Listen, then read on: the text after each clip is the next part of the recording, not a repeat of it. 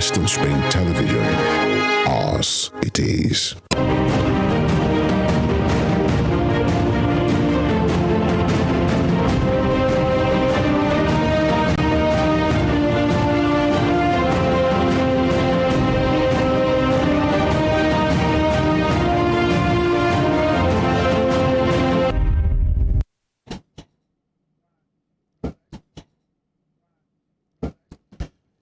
Here are the top stories of the news. Former Deputy Senate President Ike Ekweremadu's wife to be sentenced on May 5th. Appeal Court to deliver judgment on the Osun Governorship Tribunal appeal today. On the foreign scene, China claims the U.S. guided missile destroyer enters the South China Sea for the second time. Good afternoon and welcome to Spring News at 12 on Western Spring Television. My name is Tunde Idowu. We'll begin with legal matters. A former Deputy Senate President, Ike Ekweremadu, his wife Beatrice, and their doctor Obina Obeta will be sentenced on May the 5th.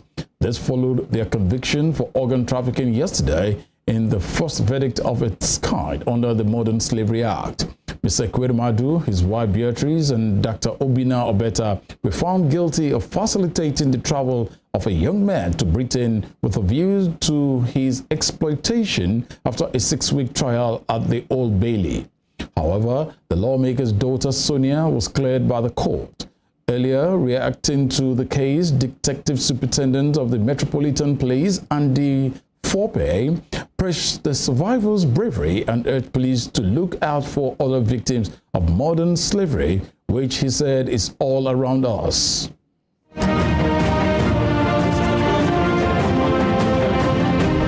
We could not have achieved this without the courage of one person, our victim survivor. I want to commend him for his bravery in speaking out. The Metropolitan Police Service is committed to tackling exploitation in all forms. We can only succeed by working with partners in the UK and overseas. I'd like to thank our colleagues in the Crown Prosecution Service, the Human Tissue Authority, and other partners who have worked so hard to help us achieve this conviction today. We do understand the challenges, as no case is the same. Specialist officers from the Met's modern slavery and exploitation teams understand this, and we will ensure victims are signposted, safeguarded with the help of partners. Modern slavery is all around us. We need the public's help in identifying potential victims of trafficking and exploitation, to bring offenders to justice and to protect the vulnerable.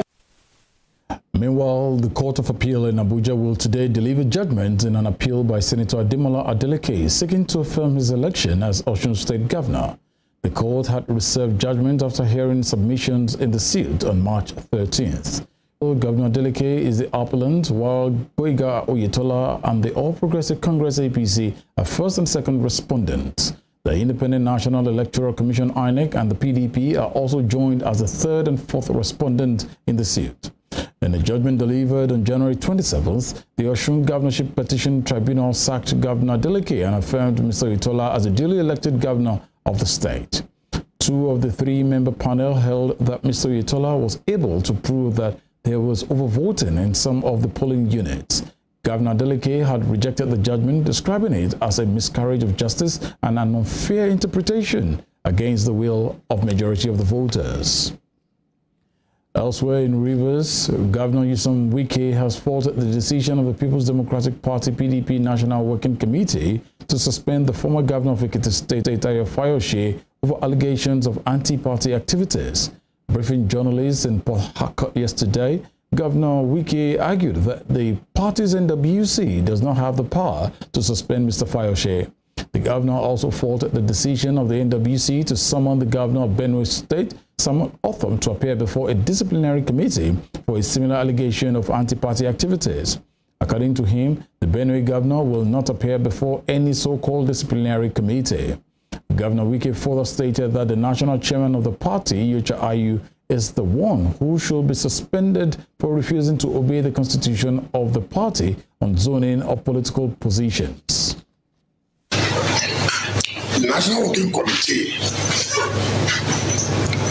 made up of Dr. Yachayu, who they say is the chairman of the party, Samayan, and national secretary, who they say is the secretary of the party, and other members of the National Committee cannot, I repeat, cannot suspend Ayofayoshe. Not to talk about referring Autumn to the National Electoral Committee. Autumn will not appear. Hear me and hear me well. Autumn will not appear before the so-called Electoral Committee. And let me say clearly to you, this is the fight of all political wars. Of the fight of political war. We will not. You cannot cage any of us. You cannot cage any of us. The Abia State Governor-elect Alex Oti has said he will use the model of governance employed by the Labour Party presidential candidate Peter Obi when he held office as governor of Anambra between 2006 and 2014. Mr. Oti, in a news charge yesterday, noted that the presidential candidate did very well in Anambra State because he reined in the cost of governance. He stated that it is the same kind of model that his administration was going to run the state with, adding that there are so many jobs to be created in the public sector. Mr. Oti further promised to increase the revenue of the state by stimulating the economy of the state. When you focus on revenue, you miss the boat. There are actions that you will take that will naturally increase the revenue. Some of the things I've spoken about will have direct impact on revenue. I had, at my previous engagement here, defined taxation as government's share of the prosperity it has created amongst the populace. So if you're able to create prosperity, then you can ask for taxes and you ask for government revenue back as your own share. If you have an economy that is struggling, what to do is not to focus on revenue. What to do is to focus on stimulating that economy and growing the economy. And in the process of growing the economy, you can now come back and collect revenue. And here in Osun State, in what political commentators have called a total change of guard, the People's Democratic Party, PDP, has been said to consolidate its political grip on the affairs of Osun State. This, in the light of the just concluded National and State House of Assembly elections, has changed the political map of the state, and this report by Emmanuel Ujuadugele examines the new normal. In the aftermath of the 2023 National and State Houses of Assembly election in Osun State, 37 out of 38 available legislative seats were won by People's Democratic Party (PDP). All 3 Senate, 9 House of Representatives, and 25 out of the 26 House of Assembly seats were claimed by the PDP, which also holds sway as the ruling party in Osun. While this appears novel, it is not the first time in Osun's political history. In 2011, the Action Congress of Nigeria (ACN) won all 26 state constituency seats, the Central, East and West senatorial seats, as well as a clean sweep of the House of Representatives seats. It also had Rauf Aregbesola of the same party as the state's helmsman. Between then and now, the political map of the state had been varied and multicolored, but as it stands, the state leans towards a one-party setup. Convener of Nigerians for Good Governance, Wole Oladapo, says this reflects the fact that people now have a hand in deciding the political framework of the state. But he is concerned about the quality of discussions at the House of Assembly as well as government policy direction. Well, we feel that in the current dispensation, it would have been better for us if we have a cloth of many colors in the Assembly, which will make the discussion on issues very robust, because people are going to come from different angles. Political parties have their ideologies, and which is eventually for the overall development of society and well-being of the people. So it would have been easier if we have diverse opinions coming from various ideologies that would eventually converge in the House of Assembly. But now we have a one-party House of Assembly, so to say, and what that means is that discussion is likely to go in one particular direction.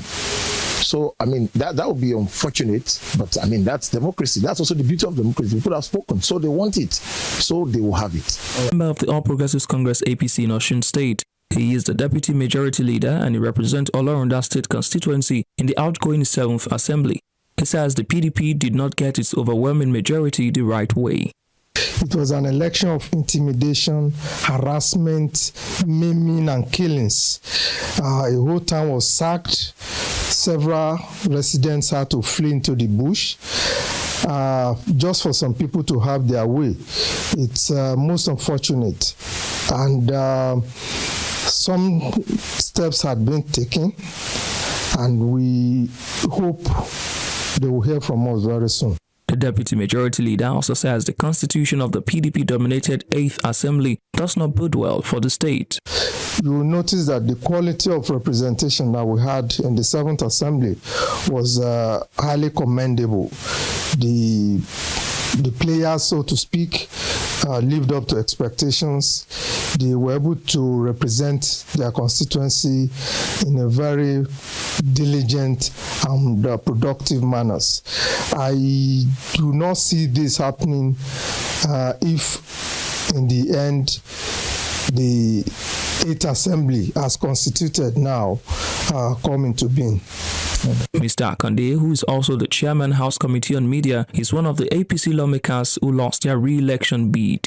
He believes his party will rise again. Traditionally, this part of Nigeria belongs to the progressive camp. And whenever there are misfortunes like this, we always bounce back stronger. I am sure that we're coming back in a big way very, very soon. Although the dynamics of lawmaking at the National Assembly are different, it appears the PDP now has a stronghold on Osun's political setup. Attention will now be on the 8th Assembly to see how it will check the executive and interrogate its plan for the people. Emmanuel Ujadigele, Western Spring Television News. Residents of Road 5, Zone B area of Hallelujah Estate in Oshogbo, the Osun State capital, have decried the presence of poultry house and pig pen by one of the residents in the area, which has caused health problems for residents over the years. The residents are calling on government agencies, especially the Osun Waste Management Agency, to assuage the situation by evacuating the poultry from the residential area. Toby Sanusi visited the area and now reports.